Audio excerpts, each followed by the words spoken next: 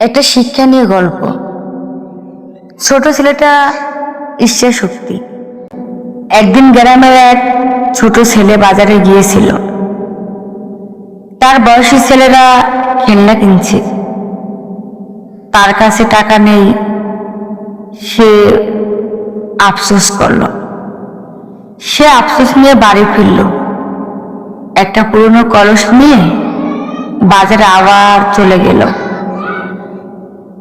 সেই কলসে এক কলস পানি ভর্তি করে সে সেই পানি বিক্রি করতে থাকে। কয়েক মাসের মধ্যে সে হাজার হাজার টাকা ইনকাম করা শুরু করলো। সেই পানি থেকে সে প্রচুর টাকা আয় করলো। সে এখন সেই পানি বিক্রি করেই নিজে চলতে পারে। তার অনেক টাকা ইনভেস্ট হয়েছে। এই শিক্ষা থেকে একটা কথাই আমরা জানতে পারি, পরিশ্রম করলে ইচ্ছা পূরণ হয়। আপনি যদি আপনার ইচ্ছা পূরণ করতে চান তো অবশ্যই সবার আগে নিজে পরিশ্রম করতে হবে। অন্যের দিকে তাকিয়ে থাকলে হবে না।